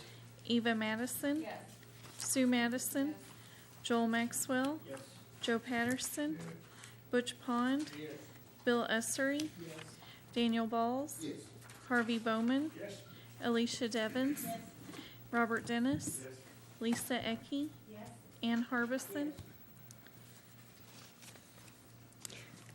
Judge, the final item from the Budget and Finance Committee is 11.8. This is just recognizing revenue of $4,500 from a grant for the Drug Court Grant Fund. I'd move to pass 11.8. It's been moved and properly second. Any other comments? Public? Ms. Jamie? Joe Kiklak, Yes. Roddy Lloyd, Yes. Tom Lundstrom, Yes. Eva Madison, Sue Madison, Joel Maxwell, Joe Patterson, Butch Pond, Bill Essery, Daniel Balls, Alicia Devens, Robert Dennis, Lisa Ecke, Ann Harbison. Oh, I'm sorry, Harvey Bowman. How did I'm sorry. All right, and that's another one. Okay, item number 13, ordinance amending the Washington County Code 12.1-12.6. Need a motion to suspend, if we're going to go with that, suspending the rules. Individual, well, 12.1 and then 12.6. Can All right. I ask that our agenda items match our numbering next time? I've been Oh, it off, is 13. because we're on item 13, but it's Yes. 12.1, and I've been Sure. thoroughly confused. It should have been 13.1, right? You're right, it should be 13.1. Right, in referring to it, it's labeled 12.1. So, That's what I'm saying. It's not item 13, but it should be 13.1. You want to read that one, Counselor? An ordinance amending Washington County Code Section 2-84. Justice Bowman. Thank you, Judge. You know, we've talked about a number of ordinance changes here, and there's one that I was not part of that ordinance committee, and I didn't get the one down here. Which one of these is it that addresses this thing of rehiring an elected official? It's none of these. It's not going to be included in this? Okay, I want to be sure about that. All right, thank you. So we're going to, Justice Essery, I'm sorry. First of all, I'd like to make a motion that we do approve this as read. Second. We got to do 3 readings. I make a motion that this be the first reading. Okay. He's ready one. Suspend the rules, okay. Okay, all right, move to suspend the rules, move second reading. All right, it's by title only. So it's been moved, we did a second. Second, and all in favor? Aye. All right, goes to second reading. An ordinance amending Washington County Code Section 2-84. Okay, I move that we suspend the rules and we read it the third time. All right, it's been moved and properly second. All in favor? Aye. Last time. An ordinance amending Washington County Code Section 2-84. All right. Justice Madison, Okay, move to pass as read. been moved, properly second. Any public comments? Oh, I'm sorry. Go ahead, Justice Madison. I just wanted to point out a typo. The second whereas starts with it. Whereas it, that's section 2.2-84, I think maybe we don't need the it. Where it, yep. Can you call that a Scribner's error and fix Scribner's it? error, There you go. absolutely. Thank you. Justice Madison. this did not come out of ordinance review. This was the page we did an ordinance review that did not get attached whenever we discussed this the second time on Monday. This was the one change we made at the So previous Monday. the committee voted on something we didn't have? Because I don't remember this. You had it at the first meeting, and it was voted on and approved to send to the Quorum Court for passage. That's correct. Because it just has this is the one that Ms. Farber spoke about, just suggesting that this warrant issue be something the county judge do along with, in talking to the treasurer. Well, because here's my question. this upon consultation language appears in other places in the code, and I have no idea what that means. So that means the judge goes and asks the treasurer for his opinion and then can just totally ignore it? That doesn't make any sense to me. That's correct. I don't understand what the purpose is of adding that requirement, because it's meaningless. The purpose is to make sure that that the treasurer's not left out of the loop on this. Well, then it should say he should be informed. Because I had one county attorney tell me, well, consultation means the person has to agree. Well, I don't think that consultation means agreement. So, anyway. Okay, Justice Ussery, you're looking to pass. Justice Madison, did you approve as a second? Susan Madison. This is just public comment. Oh, it's public comment. That was just your comment. All right. Any other discussion? Public comments? No public? All right, so we look for the motion to move. Approve. I'd like to Roll ask call. a question of the lawyer, if I might. And Mr. Lester, is what she's saying is that, do we need to make that a little bit, clean that up any, or are you okay with the? So. I mean, I guess I know enough to know that I'm not a lawyer and I don't know all the ins and outs. I want to make sure this is saying what we want it to do from the legal side. And so I'm just asking your opinion. Thank you. This warrants transfer issue is not something this is a county judge issue and not a county treasurer issue. And so I don't know that you can have an ordinance that says that these two elected officials have to agree, because they may not ever agree, which stalls the process. I think the purpose in this, from Ms. Farber's position, because it actually said, upon agreement with the county treasurer, I believe her first suggestion was county treasurer and the comptroller. Well, the comptroller works for the judge.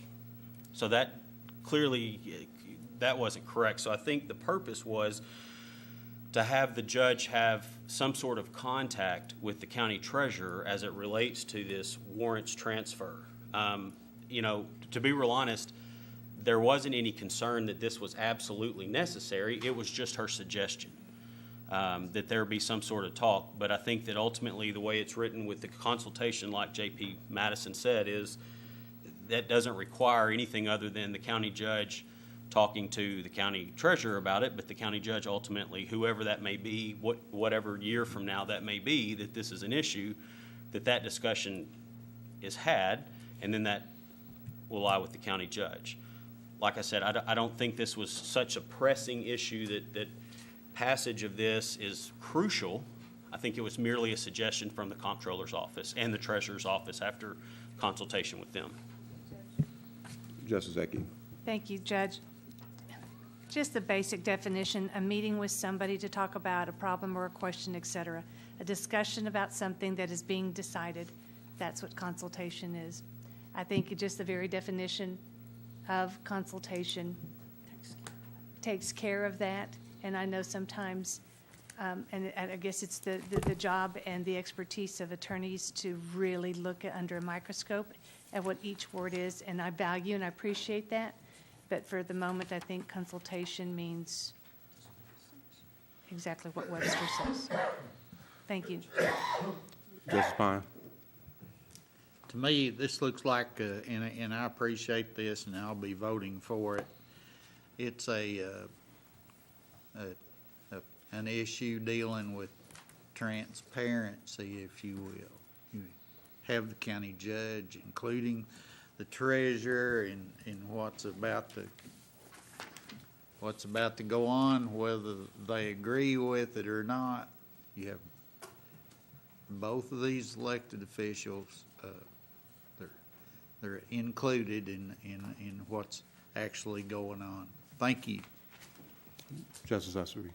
I'd like to add one more comment, and that is that I appreciate very much the entire section of the ordinance that dealt with warrants and everything else was gone through by Ms. Barber and by Mr. Lester and by some of the other officials. And this is the only comment that came out of that entire thing. And so, and one of the things that I asked was that either what we're doing matches this, or we fix whichever one needs to be fixed. And so I'm grateful that she feels like she has input here, and I have no problems with this at all. And I'll be voting for this, and thank you very much. All right. Any others? No. It's been properly moved, second. We're going to roll call. Ms. Jamie? Joe Kiklak, Yes. Roddy Lloyd, Yes. Tom Lundstrom, Eva Madison, Sue Madison, Joel Maxwell, Joe Patterson, Butch Pond, Yes. Bill Essery, Yes. Daniel Balls, Harvey Bowman, Alicia Devons, Robert Dennis, Lisa Ecke, Yes. Ann Harbison,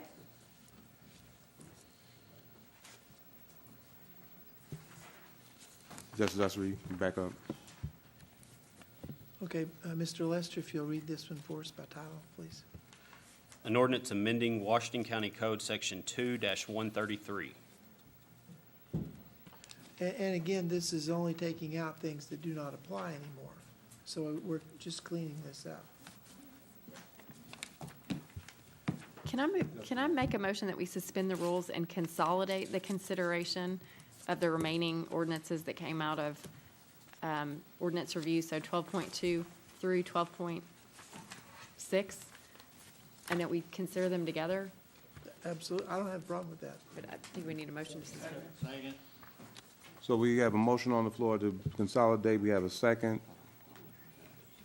I think given that with the ordinances, you have to have a roll call vote for the ordinances, this would have to be a unanimous decision by the court to read them all together and vote on them all together. And if it's not unanimous, then I think we would have to do it individually, just to let you know. With that being said, we have a motion to consolidate, a second. We can have the council read through each one, title, and then go read the title, voice vote, and for the unanimous. Okay, voice vote. All right, so all in favor of the motion to consolidate? Aye. Okay. And now to suspend and have you read, vote, voice vote, or will we do a roll call for each? Yeah, voice vote. Okay. You want to read through? Okay. I guess I'm going to try to make sure I'm understanding this. We've suspended the rules. We're voting to vote in one vote on all of these ordinances. That's correct. At one time. And so I'll read through the title of each ordinance. Then we'll suspend the rules on the second reading, suspend the rules on the third reading, and after the third reading, if through all the ordinance titles, we will do a roll call vote. Right, after all the comments, then we'll do a roll call vote, and we'll be voting on all of them together. So we're good? Agreement? Okay. Okay. All right. An ordinance amending Washington County Code, Section 2-133. An ordinance amending Washington County Code, Section 2-174. An ordinance amending Washington County Code, Section 2-231. An ordinance repealing Washington County Code, Section 2-83. An ordinance repealing Washington County Code, Section 2-191.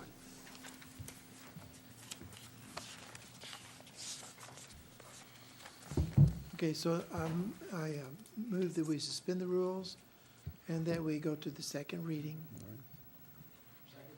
Been moved and By second. title only. All in favor? All right, council. An ordinance amending Washington County Code, Section 2-133. An ordinance amending Washington County Code, Section 2-174. An ordinance amending Washington County Code, Section 2-231. An ordinance repealing Washington County Code, Section 2-83. An ordinance repealing Washington County Code, Section 2-191. Okay, now I move that we go to the third reading. It's been moved and second. All in favor? All right, council. An- I don't mean to be sticky, I don't think anybody opposed this. We've had about 3 or 4 voice votes with no opposition opportunity. I mostly just don't want to have to read through this and vote on it again. This is the last one. He's still Okay. opposed. Any opposed? Any opposed? Okay, got you, Maxwell. Justice Maxwell. An ordinance amending Washington County Code Section 2-133, an ordinance amending Washington County Code Section 2-174, an ordinance amending Washington County Code Section 2-231, an ordinance repealing Washington County Code Section 2-83, an ordinance repealing Washington County Code Section 2-191. Okay. Justice Maxwell, any comments from the court? Point of Any- information. Judge, would you note that on 12.5, which is page 36, there's a scrivener's error in the second whereas clause? It just says employees, or ought to say employees.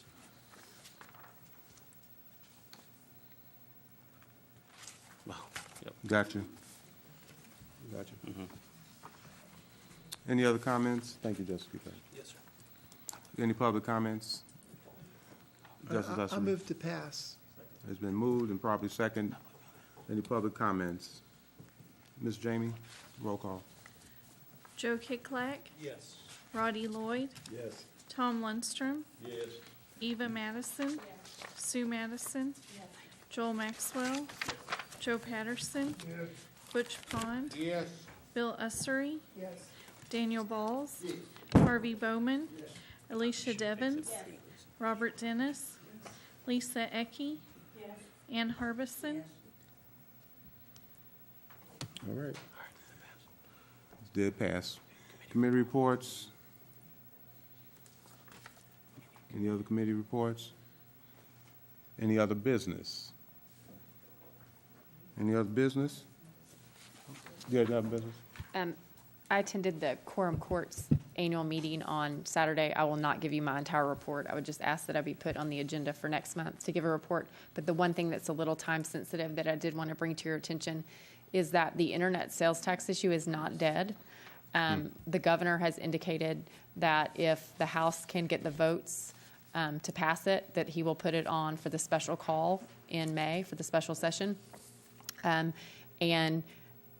the Association of Counties has estimates of what that could mean for the state alone. The state's revenue portion alone, it could mean $100 to $200 million in annual revenue, and it's millions of dollars potentially for counties if this happens.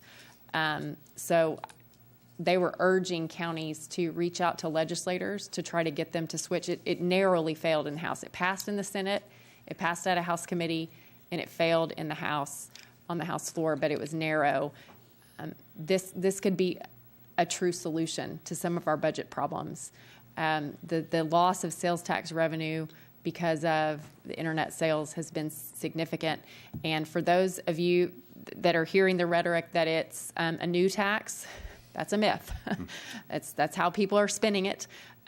You are obligated to report your internet sales to DFNA and pay sales tax on them. If you look on your Arkansas income tax form, it has a place for you to do that. I would not ask anyone to volunteer publicly if they have done that, because I think probably most legislators have not done that. DFNA doesn't have the manpower or womanpower to do that. They're only going after businesses because of just the potential for it. So it is an obligation. So it is just providing a means to actually collect it.